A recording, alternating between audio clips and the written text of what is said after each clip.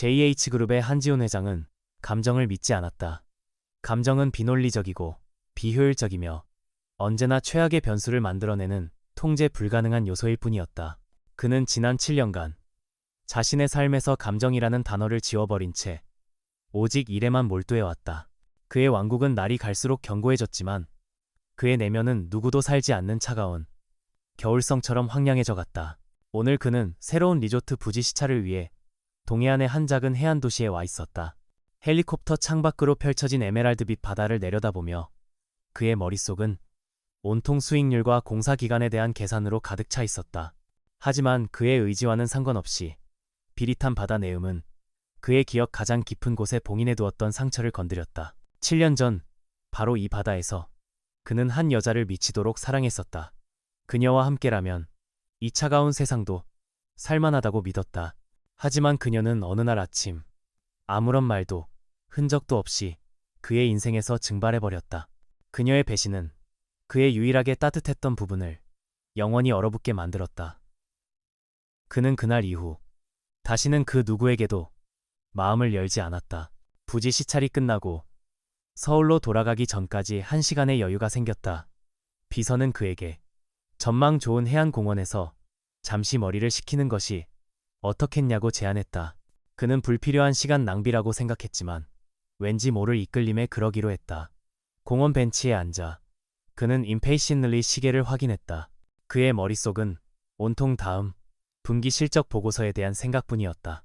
바로 그때 그의 고요한 세상 속으로 작고 소란스러운 존재들이 뛰어들어왔다. 대여섯 살쯤으로 보이는 아이 셋이 서로 장난을 치며 웃고 떠들고 있었다. 그의 완벽한 미간이 짜증으로 찌푸려졌다. 그는 아이들을 자신의 통제된 세계를 어지럽히는 예측 불가능한 변수라고 생각했다.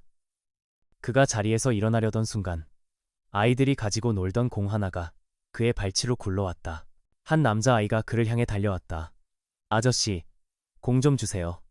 아이는 고사리 같은 손으로 그의 바짓가랑이를 잡으며 그를 올려다보았다.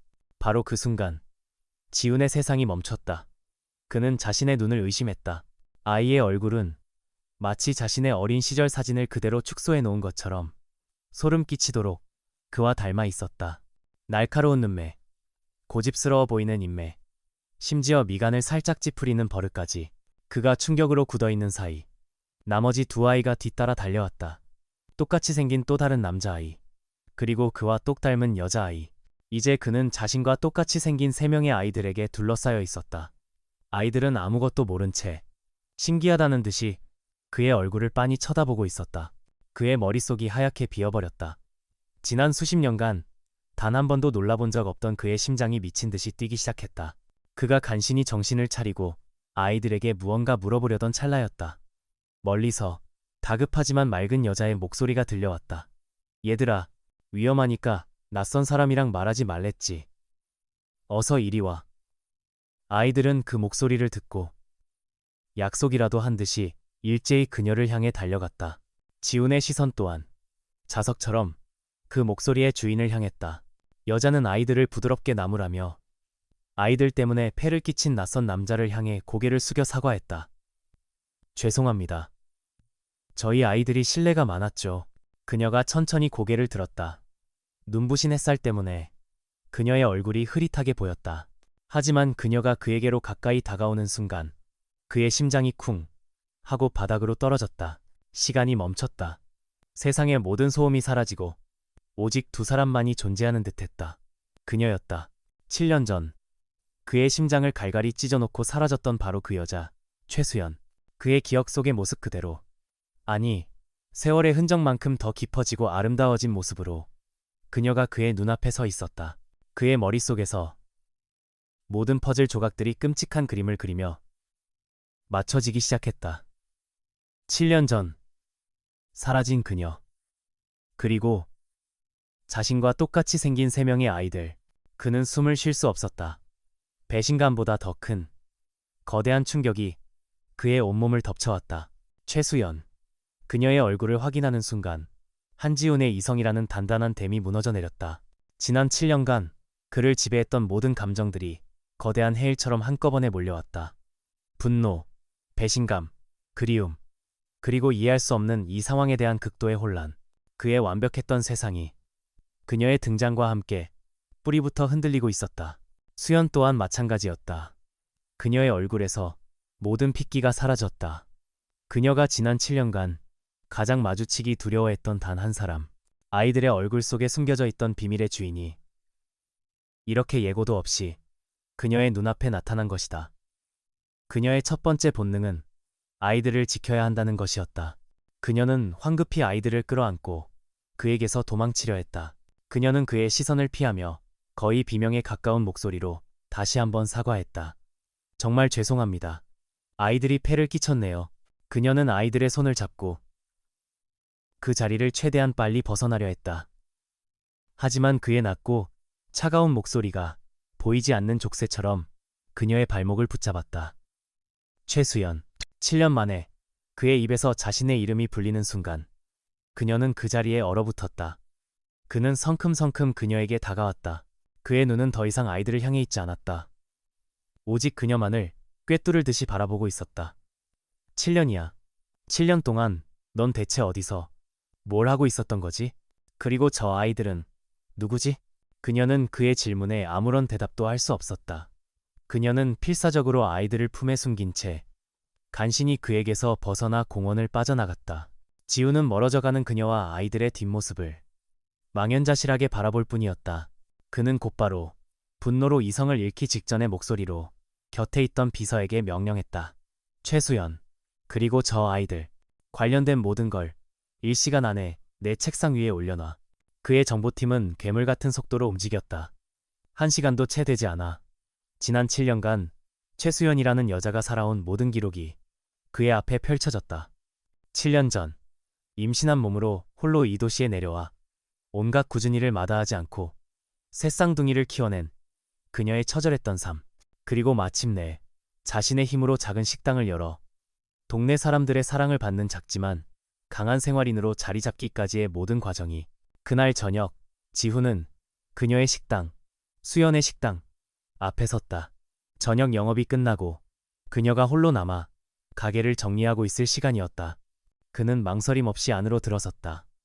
가게 안은 그녀를 닮아 작고 소박하지만 따뜻하고 정갈한 온기로 가득했다. 그 온기는 그의 차가운 세상과는 너무나도 이질적인 것이었다. 그는 지친 모습으로 테이블을 닦고 있는 그녀의 앞에 섰다. 그는 낮 동안의 분노를 억누르며 최대한 이성적으로 물으려 했다. 하지만 그의 입에서 나온 것은 질투와 원망이 뒤섞인 날카로운 질문이었다. 왜 말하지 않았지? 왜 내 아이들을 나도 모르게 이런 곳에서 당신 혼자서. 그의 분노에 수연은 더 이상 약한 모습만 보이지 않았다. 이곳은 그녀의 공간이었고 그녀가 목숨처럼 지켜온 아이들의 울타리였다. 그녀는 고개를 들어 두려움과 슬픔 그리고 모성애에서 비롯된 강인함이 뒤섞인 눈으로 그를 마주 보았다. 그녀는 더 이상 부인하지 않았다.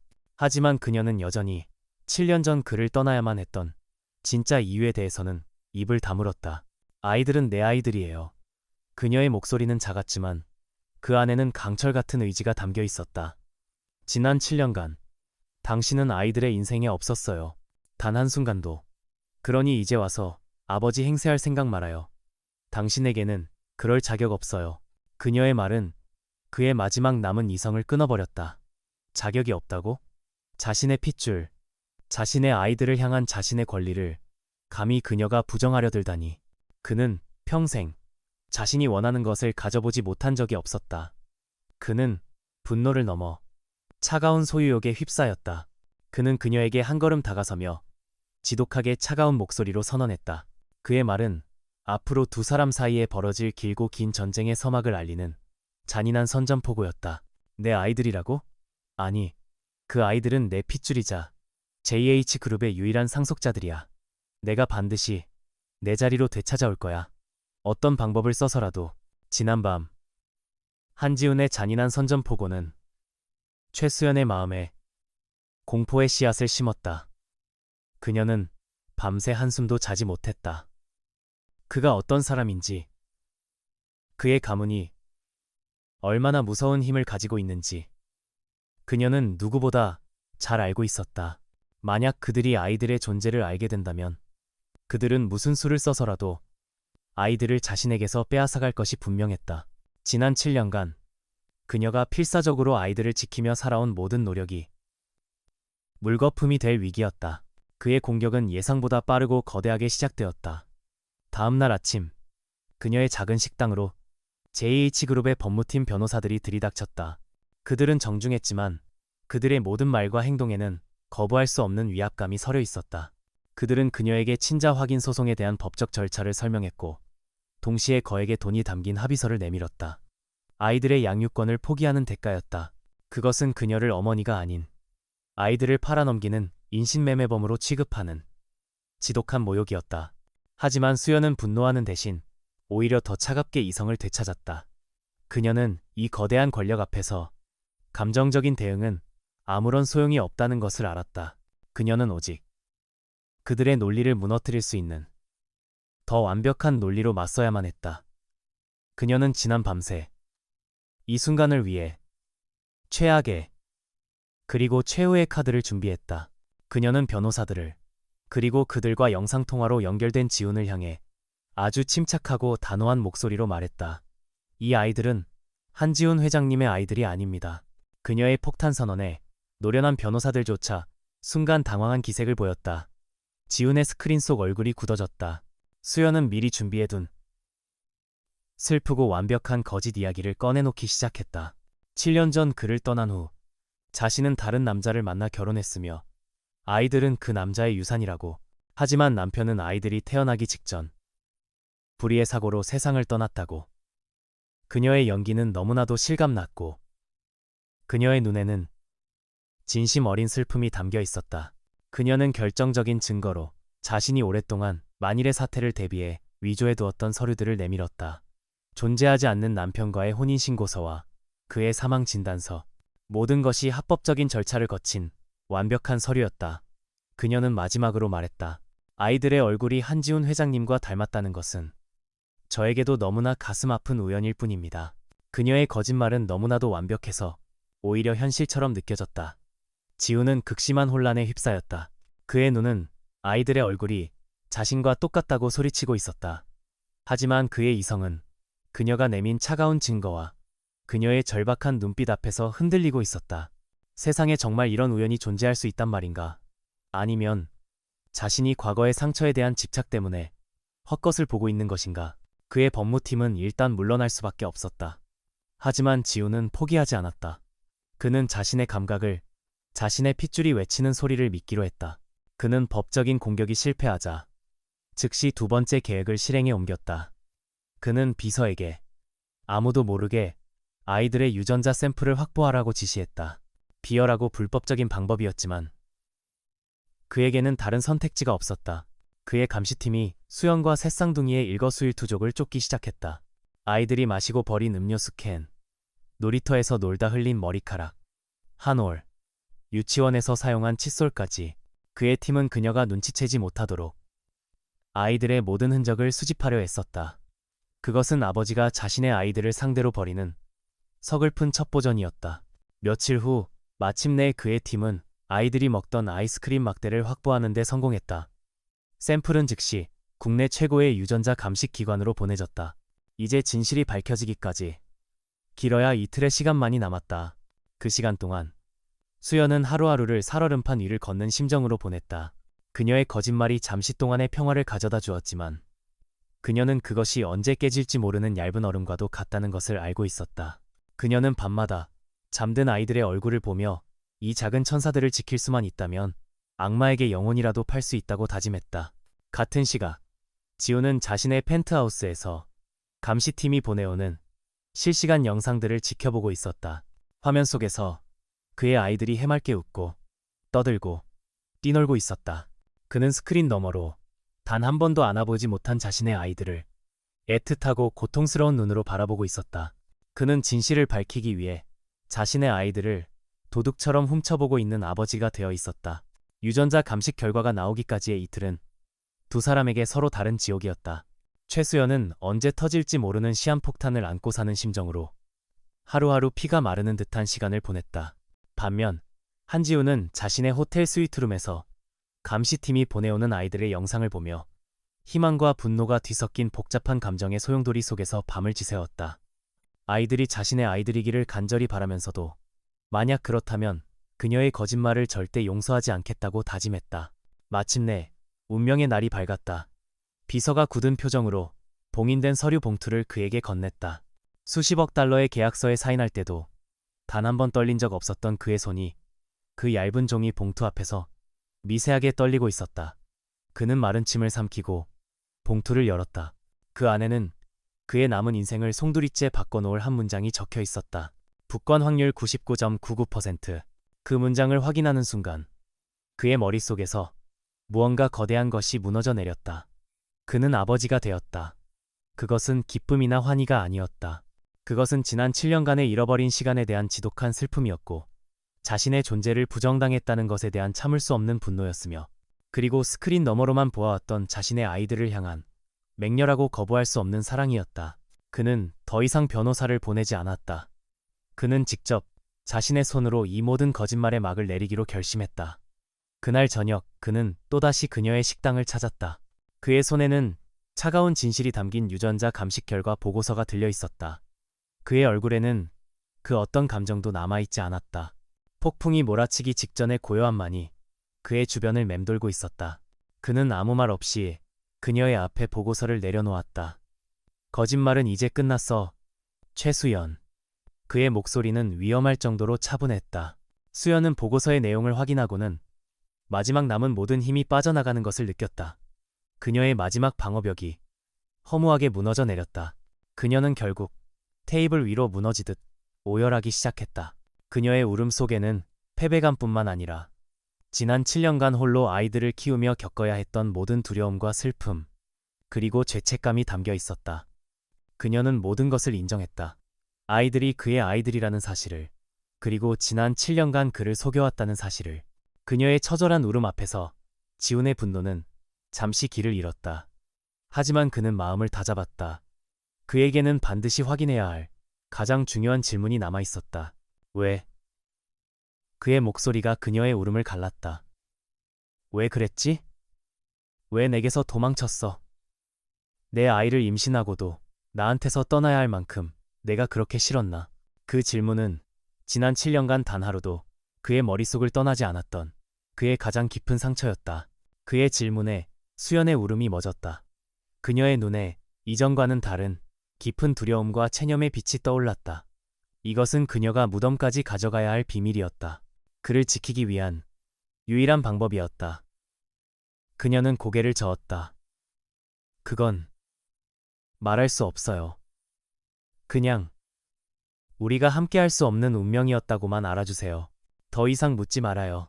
운명. 그 단어는 모든 것을 논리로만 이해하는 그에게 가장 경멸스러운 변명처럼 들렸다.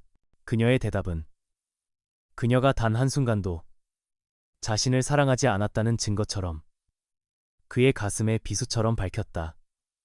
잠시나마 그녀에게 느꼈던 희미한 연민이 다시 차가운 분노와 배신감으로 변해갔다. 그는 자리에서 일어섰다. 그의 얼굴에는 더 이상 어떤 질문도 미련도 남아있지 않았다. 대신 새로운 결심이, 무자비한 선언이 그의 눈에 서려 있었다. 좋아. 이유를 말하지 않겠다면 나도 내 방식대로 하지. 그는 그녀를 내려다보며 차갑게 말했다. 당신이 아이들을 포기하지 않겠다면 내가 당신을 내 세상으로 데려오면 돼. 아이들과 당신 모두.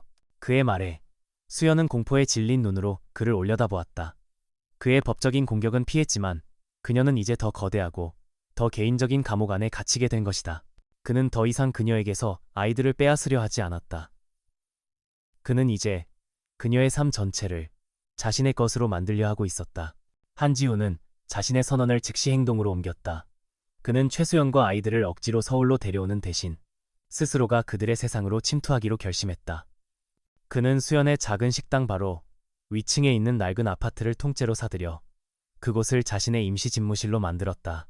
그의 갑작스러운 등장은 수연이 7년간 힘들게 지켜온 평화로운 일상에 던져진 거대한 돌멩이와도 같았다. 그는 아버지로서의 권리를 주장하며 아이들의 삶에 서투르게 끼어들기 시작했다. 그는 아버지가 되는 법을 마치 새로운 사업을 인수하는 것처럼 철저한 분석과 전략으로 접근했다. 그의 첫 번째 전략은 선물 공세였다. 그는 아이들에게 그들의 나이에는 전혀 맞지 않는 세상에서 가장 비싸고 화려한 장난감들을 쏟아부었다. 하지만 아이들은 수백만 원짜리 드론이나 명품 인형보다 그 장난감이 담겨왔던 커다란 박스를 더 좋아했다. 두 번째 전략은 효율적인 시간 관리였다. 그는 아이들과의 놀이 시간을 분 단위로 계획하고 놀이를 통해 아이들의 창의력과 논리력을 키우려 했다. 자, 지금부터 30분간 아빠와 유대감을 형성하는 시간이다. 그는 블록 놀이를 하며 아이들에게 인수합병의 기본 원리를 가르치려 했지만 아이들은 그저 신나게 블록탑을 쌓고 무너뜨릴 뿐이었다. 그의 모든 시도는 처참하게 실패했다. 그는 아이들의 세계를 이해할 수 없었다. 자신이 제공하는 모든 완벽하고 값비싼 것들을 거부하고 오직 엄마가 만들어준 소박한 음식과 낡은 장난감만을 원하는 아이들을. 하지만 실패가 거듭될수록 그는 조금씩 배워나가고 있었다. 아이들에게 필요한 것은 비싼 선물이 아니라 함께 눈을 맞추고 웃어주는 시간이라는 것을. 아이들 또한 낯설고 어려운 이 아빠라는 존재에게 조금씩 마음을 열기 시작했다. 첫째 아들 지훈이 풀지 못하고 있던 복잡한 퍼즐을 단번에 풀어내며 아빠를 닮은 명석함을 뽐냈다. 둘째 아들 지아는 장난감을 조립하다 손을 다친 지훈에게 말없이 다가와 작은 반창고를 붙여주며 그를 감동시켰다. 그리고 막내딸 수아는 노트북으로 일하는 그의 무릎 위로 기어 올라와 새근새근 잠이 들어버렸다. 지훈은 꼼짝도 할 수 없었다. 딸아이의 고른 숨소리와 따뜻한 체온이 그의 차가운 심장을 지금껏 느껴보지 못했던 온기로 가득 채우고 있었다. 그는 처음으로 돈이나 권력이 줄 수 없는 완벽한 행복감을 느끼고 있었다. 수연은 이 모든 광경을 분노와 불안, 그리고 어쩔 수 없는 애틋함이 뒤섞인 복잡한 눈으로 지켜보고 있었다. 한편 서울에서는 검은 그림자가 움직이고 있었다. 지훈의 계모인 유 여사는 아들의 이상 행동을 감시하기 위해 붙여둔 사람으로부터 충격적인 보고를 받았다. 7년 전 자신이 쫓아냈던 최수연이라는 여자가 아들과 똑 닮은 3명의 아이들과 함께 나타났다는 것. 그녀의 완벽했던 계획이 끔찍한 결과를 낳아 돌아온 것이다. 유 여사는 즉시 약혼녀로 내정되어 있던 박서진을 만났다. 두 사람은 공동의 적을 제거하기 위해 은밀한 동맹을 맺었다. 그들은 절대로 저 천박한 여자와 근본 없는 아이들이 자신들의 자리를 위협하게 놔둘 수 없었다. 그들의 첫 번째 목표는 최수연이 스스로 아이들을 데리고 다시 한번 사라지게 만드는 것이었다. 그날 밤 지훈은 아이들을 재우기 위해 난생 처음으로 동화책을 읽어주고 있었다. 그의 딱딱하고 감정 없는 목소리는 최악의 낭독이었지만 아이들은 아빠의 목소리를 자장가 삼아 그의 곁에서 스르르 잠이 들었다. 그는 지쳐서 의자에 기댄 채 아이들의 손을 잡고 잠든 자신의 모습을 보며 낯선 감정에 휩싸였다. 수연은 조용히 방으로 들어와 그 광경을 지켜보았다. 세상에서 가장 강하고 외로운 남자가 자신의 아이들 곁에서 생전 처음으로 무방비한 모습으로 잠들어 있었다. 그녀는 자신도 모르게 그의 어깨 위로 조심스럽게 담요를 덮어주었다. 그녀는 나지막이 중얼거렸다. 바보 같은 사람. 그녀의 목소리에는 원망이 아닌 깊은 연민과 애정이 담겨 있었다. 한지훈과 아이들의 서툰 동거가 계속되면서 최수연의 작은 집은 웃음소리로 가득 찼다. 아이들은 이제 어색한 아저씨가 아닌 아빠라고 그를 부르기 시작했다. 지훈은 난생 처음으로 느껴보는 따뜻한 소속감에 자신이 이곳에 온 진짜 목적조차 잊어가고 있었다. 하지만 그들의 위태로운 행복을 질투하는 서울의 검은 그림자가 조용히 그들의 삶을 향해 손을 뻗치고 있었다. 유 여사는 자신의 완벽했던 계획이 3명의 아이들이라는 끔찍한 결과로 돌아왔다는 사실에 분노했다. 그녀는 7년 전과 똑같은 방식으로 최수연을 다시 한번 벼랑 끝으로 내몰기로 결심했다. 그녀는 직접 나서지 않았다. 대신 험악한 인상의 남자들을 시켜 수연이 혼자 있는 식당으로 보냈다. 그들은 손님인 척 들어와 그녀에게 협박이 담긴 메시지를 전달했다. 유 여사님께서 전화라고 하셨습니다. 7년 전처럼 조용히 사라지라고. 한 남자가 나지막이 하지만 살기 어린 목소리로 말했다. 그렇지 않으면 이번에는 당신뿐만 아니라 당신의 소중한 아이들의 미래까지 전부 망가지게 될 거라고.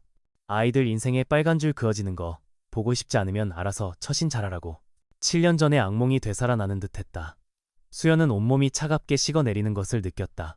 그녀는 자신을 위해서라면 얼마든지 맞서 싸울 수 있었다. 하지만 아이들을 향한 협박 앞에서 그녀의 모든 용기는 모래성처럼 무너져 내렸다. 그녀는 아이들을 지키기 위해서라면 또다시 모든 것을 포기하고 도망칠 수도 있었다. 동시에 박서진의 공격도 시작되었다. 그녀는 자신의 집안이 가진 영향력을 이용해 수연의 작은 식당을 교묘하게 괴롭혔다. 갑작스러운 구청의 위생 단속이 들이닥쳤고 오랫동안 거래해왔던 식자재 납품업체들은 말도 안 되는 이유를 대며 하루아침에 계약을 취소했다. 인터넷에는 그녀의 식당 음식이 맛이 없고 비위생적이라는 악의적인 거짓 후기들이 도배되기 시작했다. 수연의 작은 세상이 사방에서 조여오는 압박에 삐걱거리기 시작했다. 그녀는 이 모든 일에 배후에 누가 있는지 뻔히 알았지만 지훈에게는 아무 말도 하지 않았다. 이것이 자신 때문에 벌어진 일이라고 생각했고 그를 자신과 그의 가족 사이의 싸움에 끌어들이고 싶지 않았다. 그녀는 혼자서 이 모든 것을 감당해내려 필사적으로 노력했다. 하지만 그녀의 그런 노력은 한지훈의 눈을 속일 수 없었다. 그는 비록 아이들과의 서툰 관계에 정신이 팔려 있었지만 여전히 대한민국에서 가장 날카로운 통찰력을 가진 사업가였다. 그는 수연의 식당에 벌어지는 일련의 사건들이 결코 우연이 아니라는 것을 단번에 간파했다. 그녀의 얼굴에 늘어가는 그늘과 애써 웃음 짓는 모습, 뒤에 숨겨진 깊은 불안감을 놓치지 않았다. 그는 그녀에게 무슨 일이냐고 물었지만 그녀는 그저 요즘 좀 피곤할 뿐이라며 고개를 저었다. 그녀가 자신에게 의지하지 않고 모든 것을 혼자 짊어지려는 모습에 그는 화가 나면서도 한편으로는 가슴이 아팠다. 그는 더 이상 그녀가 혼자서 싸우도록 내버려 둘 수 없다고 결심했다.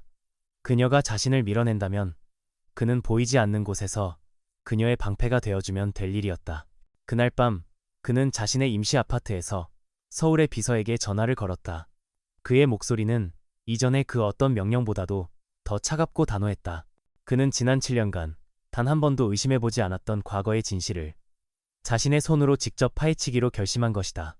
최수연 씨의 식당 주변에서 일어나는 모든 일을 조사해 위생점검, 납품업체 계약 취소, 온라인 악성 리뷰까지 관련된 모든 인물과 자금의 배후를 알아내. 그는 잠시 말을 멈췄다가 마지막 명령을 내렸다.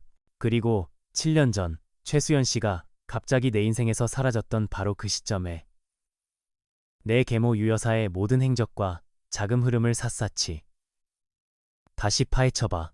아주 사소한 것 하나도 놓치지 말고. 그는 전화를 끊고 창문 너머로 늦은 밤까지 불이 켜져 있는 수연의 식당을 내려다보았다. 그녀는 그곳에서 홀로 보이지 않는 적들과 싸우고 있었다. 그는 이제 더 이상 서툰 아빠 역할에만 머물지 않을 것이다. 그는 그녀가 원하든 원치 않든 그녀의 세상과 아이들을 지키는 수호자가 되기로 결심했다. 과거를 향한 그의 차가운 반격이 그렇게 시작되고 있었다. 한지훈의 조사팀은 그의 명령에 따라 유령처럼 움직이기 시작했다. 그들은 먼저 최수연의 식당을 괴롭혔던 모든 문제들의 배후를 파헤쳤다. 위생 단속을 나왔던 공무원은 단속 직후 거액의 돈이 입금된 차명 계좌를 사용한 것이 드러났다. 식자재 납품을 취소했던 업체들은 모두 박서진의 집안과 관련된 회사로부터 부당한 대출 압력을 받고 있었다. 모든 증거의 화살표는 유 여사와 박서진이라는 두 명의 여자를 향하고 있었다. 현재의 적들을 확인한 지훈은 이제 과거의 진실을 향해 칼날을 돌렸다. 그의 팀은 7년 전 수연이 사라졌던 그 시점에 저택에서 일했던 모든 고용인들의 행방을 추적했다. 대부분은 유 여사의 보복이 두려워 입을 다물었다. 하지만 마침내 그들은 수연과 가장 가깝게 지냈던 한 동료 한여를 찾아내는 데 성공했다. 그녀는 수연이 떠난 직후 의문스러운 이유로 해고되어 고향에 내려가 살고 있었다. 지훈은 이 문제를 직접 해결하기 위해 하루 동안 서울로 향했다. 그는 안전한 장소에서 불안에 떠는 전직 한여를 만났다. 그녀는 처음에는 아무것도 모른다며 고개를 저었다. 하지만 지훈은 그녀를 협박하는 대신 진심으로 설득했다. 나는 당신을 해치려는 게 아니요. 7년 전의 진실을 알고 싶을 뿐이요. 억울하게 쫓겨난 당신의 친구였던 최수연 씨를 위해서 그의 진심 어린 눈빛에 그녀는 마침내 용기를 내어 7년간 묻어두었던 진실의 조각을 꺼내놓았다. 그녀는 수연이 사라지기 전날 밤, 유 여사가 수연의 방에 들어가는 것을 보았다고 했다. 방 안에서는 격렬한 언쟁 소리가 들려왔고, 잠시 후 나온 유 여사의 얼굴은 얼음장처럼 차가웠다고 했다. 그리고 그날 밤, 그녀는 수연이 절망적인 얼굴로 눈물을 흘리며 황급히 짐을 싸는 것을 목격했다. 수연은 그녀에게 아무것도 묻지 말아 달라고, 그리고 자신을 잊어달라고 부탁한 채 새벽 안개 속으로 사라져버렸다. 동료 하녀의 증언은 지훈이 7년간 믿어왔던 모든 것을 뒤흔들었다. 유 여사는 그에게 수연이 다른 남자가 생겼다며 자신에게 거액의 돈을 요구하고 떠났다고 말했었다. 하지만 그날 밤의 진실은 그의 계모가 철저하게 조작해낸 한편의 연극이었던 것이다. 그는 분노했지만 동시에 더 큰 의문에 휩싸였다. 대체 그날 밤 두 사람 사이에 무슨 대화가 오고 갔던 것일까? 무엇이 그토록 강인했던 수연을 하룻밤 만에 무너뜨리고 도망치게 만들었던 것일까? 그는 조사팀에게 7년 전 바로 그날을 기점으로 유 여사의 모든 금융거래 내역을 샅샅이 뒤지라고 명령했다. 그의 팀은 며칠간의 추적 끝에 유 여사의 비밀 계좌에서 거액의 현금이 인출되어 한 법무법인으로 흘러들어간 흔적을 발견했다. 그 법무법인은 깨끗한 이미지를 가졌지만 뒤로는 재벌가의 더러운 문제들을 처리해주는 것으로 악명 높은 해결사들이 모인 곳이었다. 모든 퍼즐 조각이 맞춰지고 있었다. 그의 계모는 단순한 말로 협박한 것이 아니었다. 그녀는 법적인 함정을 파서 수연과 그녀의 가족을 완벽하게 파멸시킬 준비를 하고 있었던 것이다. 그리고 수연은 그 거대한 권력에 덧합해서 스스로를 희생하여 그와 그녀의 가족을 지키는 길을 택했던 것이다. 7년간 그를 괴롭혔던 배신감의 정체는 사실은 그녀의 가장 처절한 사랑 방식이었던 셈이다. 지훈은 자신의 임시 아파트에서 책상 위에 펼쳐진 조사 보고서들을 보며 차가운 분노에 휩싸였다. 자애로운 어머니인 척 자신의 뒤에서 이 모든 끔찍한 일을 꾸몄던 계모에 대한 분노, 그리고 그런 진실도 모른 채 7년 동안 그녀를 원망하고 증오했던 자기 자신에 대한 혐오감. 그는 더 이상 망설이지 않았다. 이제 이 지긋지긋한 연극의 막을 내리고 모든 것을 제자리로 되돌릴 시간이었다. 그는 자신의 휴대폰을 들었다. 그의 목소리는 그의 분노만큼이나 차갑고 단호했다. 박 실장, 박서진과의 약혼, 오늘부로 공식적으로 파기해. 그리고 유 여사의 모든 자금줄을 막을 준비해. 쥐새끼 한 마리 빠져나가지 못하게. 그의 반격이 시작되고 있었다. 한지훈의 반격은 빠르고 정확했으며 무자비했다. 박서진과의 약혼은 공식적으로 파기되었고 이 소식은 재계에 큰 파장을 일으켰다.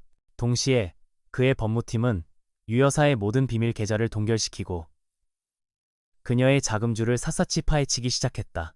갑작스러운 공격에 유 여사와 박서진은 당황하여 허둥대기 시작했다. 그들은 자신들이 사냥꾼이 아닌 사냥감이 되었다는 사실을 뒤늦게 깨달았다. 지훈의 팀은 마침내 7년 전 유 여사가 고용했던 해결사의 신원을 확보했다. 그는 법조계의 탈을 쓴 악마로 돈을 위해서라면 어떤 추악한 일도 마다하지 않는 인물이었다. 지훈은 그를 직접 만났다. 그는 그 해결사의 과거 비리들을 증거로 그의 목을 조여왔다. 결국 자신의 안위가 더 급했던 해결사는 7년 전의 모든 진실을 실토하고 당시의 모든 증거 자료 원본을 지훈에게 넘겼다. 그날 밤 지훈은 자신의 아파트에서 7년 전의 진실이 담긴 서류들을 홀로 읽어내려갔다. 그 안에는 유 여사가 얼마나 치밀하고 악랄하게 수연을 벼랑 끝으로 몰아갔는지에 대한 모든 기록이 담겨 있었다. 그녀는 당시 부도 위기에 몰려있던 수연의 아버지를 산업 스파이라는 누명을 씌워 감옥에 보낼 준비를 하고 있었다. 모든 증거는 완벽하게 조작되어 있었다. 유 여사는 그 조작된 증거를 들고 수연을 찾아갔다. 그리고 그녀에게 선택을 강요했다. 지훈의 곁을 떠나 영원히 사라지든가 아니면 아버지가 억울한 옥살이를 하는 것을 지켜보든가. 그녀는 또한 수연의 배신을 완벽하게 꾸미기 위해 그녀에게 거액의 돈을 억지로 쥐어주었다. 그리고 그 돈은 훗날 지훈에게 수연이 돈을 받고 너를 버렸다고 말하는 증거로 사용되었다. 모든 것을 알게 된 순간 지훈의 심장이 무너져 내렸다. 그는 수연이 자신을 배신했다고 7년 동안 그녀를 증오했다. 하지만 그녀는 자신을 지키기 위해, 그리고 아픈 아버지를 지키기 위해 세상에서 가장 끔찍한 선택을 강요당했던 것이다. 그녀는 자신의 사랑과 명예를 모두 버리고 가장 추악한 배신자의 역할을 기꺼이 연기했던 것이다. 그의 분노는 이제 걷잡을 수 없는 죄책감과 후회로 변해갔다. 그는 자신이 얼마나 어리석고 잔인했는지 깨달았다. 그녀가 가장 힘들었을 때 그녀를 믿어주고 지켜줘야 했던 바로 그 자신이 그녀에게 가장 먼저 등을 돌리고 가장 날카로운 비수를 꽂았던 것이다. 그는 모든 것을 멈추고 곧장 그녀가 있는 바닷가 도시로 향했다. 그는 더 이상 복수나 진실 규명 따위는 중요하지 않았다. 그는 오직 그녀에게 용서를 구하고 싶었다. 하지만 막상 그녀의 식당 앞에 섰을 때 그는 차마 안으로 들어갈 용기가 나지 않았다. 그는 차 안에서 아이들과 함께 웃으며 일하는 그녀의 모습을 오랫동안 그저 바라볼 뿐이었다. 그날 저녁 그는 마침내 용기를 내어 그녀를 찾아갔다. 그는 유 여사에 대한 이야기나 증거에 대한 이야기는 꺼내지 않았다. 그는 그저 그녀의 앞에 서서 7년의 세월을 거슬러 올라가 진심을 다해 고개를 숙였다. 미안해. 그의 목소리는 물기에 젖어 있었다. 내가 널 믿어주지 못했어. 내가 널 지켜주지 못했어. 너 혼자 그 모든 고통을 감당하게 만들어서 정말 미안하다, 수연아. 그는 처음으로 그녀의 이름은 다정하게 불렀다. 그는 그녀에게 모든 진실을 알게 되었다고 말했다. 그녀가 더 이상 아픈 과거를 설명하며 스스로에게 상처낼 필요가 없다고. 그는 그저 그녀가 그 모든 짐을 이제는 내려놓기를 바랄 뿐이었다. 그의 고백에 수연의 눈에서 7년간 억눌러 왔던 눈물이 터져나왔다. 자신을 지키기 위해 짊어져야 했던 무거운 비밀의 무게, 그 모든 것을 그가 알아준 것이다. 그녀는 더 이상 강한 척할 필요가 없었다. 그녀는 그의 품에 안겨 어린아이처럼 서럽게 울었다. 지우는 우는 그녀를 세상에서 가장 소중한 보물을 다루듯 조심스럽게 그리고 단단하게 안아주었다. 그는 그녀의 머리에 입을 맞추며 수없이 속삭였다. 미안하다고, 그리고 고맙다고, 그리고 사랑한다고. 7년 전 멈춰버렸던 두 사람의 시간이 마침내 다시 흐르기 시작했다. 과거의 비밀은 더 이상 그들을 가로막는 벽이 아니었다. 그것은 오히려 두 사람의 사랑을 그 어떤 시련 앞에서도 흔들리지 않을 가장 단단한 반석으로 만들어주고 있었다. 진실을 확인하고 서로의 마음을 나누었지만 두 사람의 앞에는 여전히 넘어야 할 가장 큰 산이 남아있었다. 바로 한지훈의 가족이었다. 그는 수연과 아이들을 자신의 세상으로 데려오고 싶었지만 그녀는 두려워했다. 돈과 권력으로 모든 것을 판단하는 그 차가운 세상이 아이들의 순수한 영혼을 다치게 할까봐. 그녀의 망설임에 지우는 조급해하지 않고 그녀가 스스로 마음을 열 때까지 기다려주기로 했다. 하지만 그들의 적들은 그들에게 그런 평화로운 시간을 허락하지 않았다.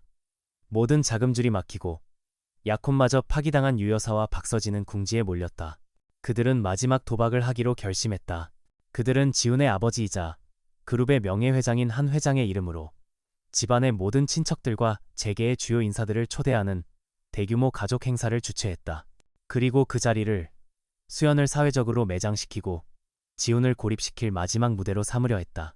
그들은 한 회장에게 수연이 아이들을 빌미로 지훈을 협박하고 있으며 유 여사는 아들을 지키기 위해 어쩔 수 없이 그녀에게 돈을 주며 희생했다는 교묘하게 왜곡된 거짓말을 흘려놓은 상태였다. 지훈은 이 모든 것이 함정이라는 것을 알았지만 피할 수 없었다. 그는 이 전쟁을 끝내기 위해 정면으로 부딪히기로 결심했다. 그는 수연과 아이들의 손을 잡고 적들의 심장부인 본가로 향했다.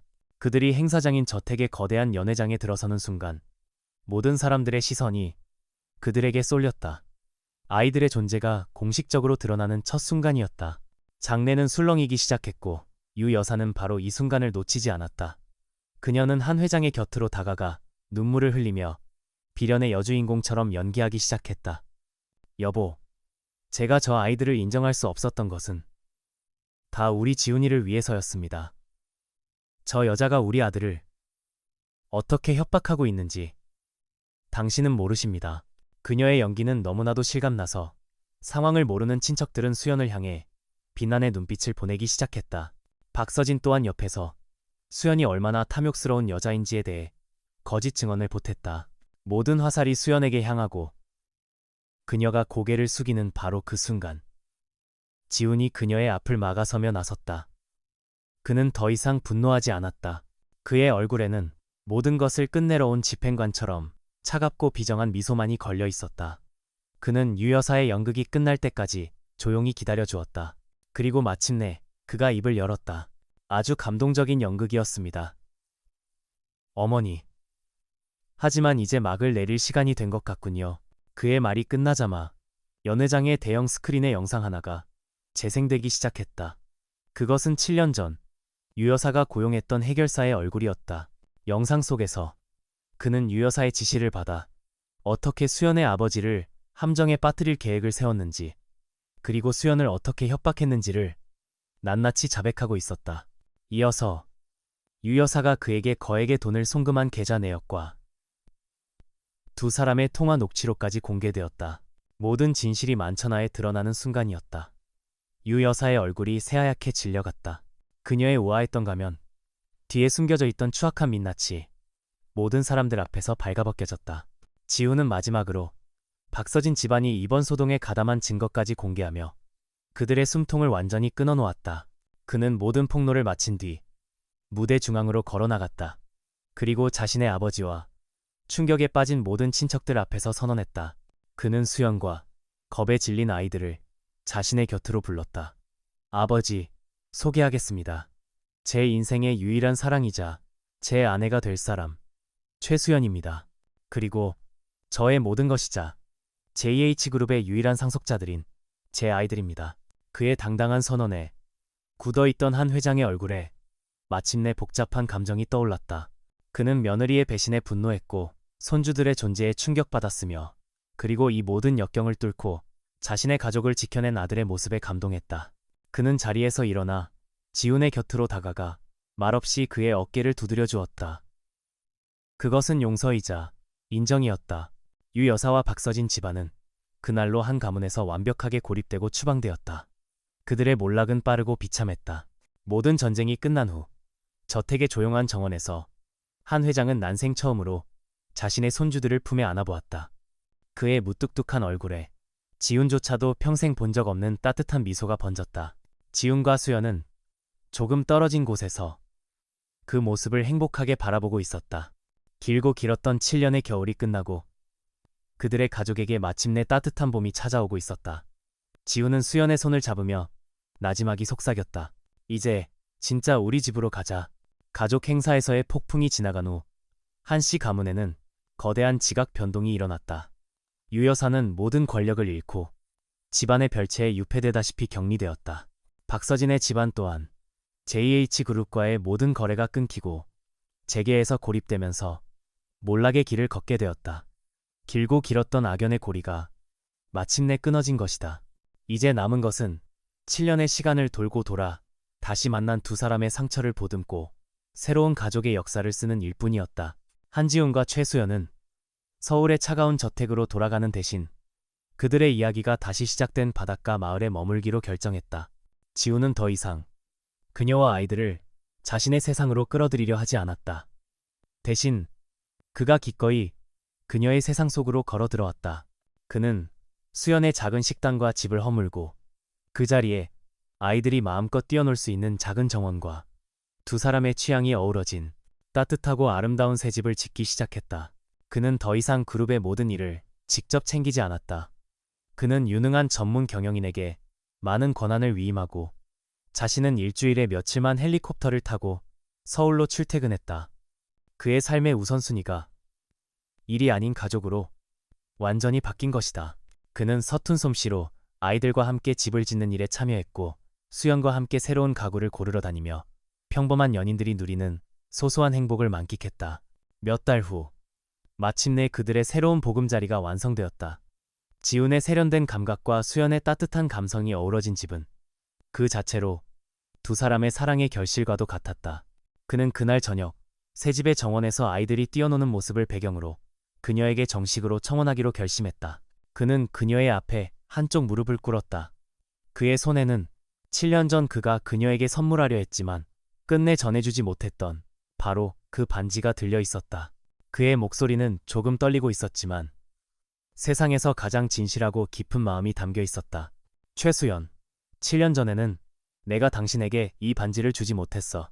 아니, 지켜주지 못했지. 그는 말을 이었다.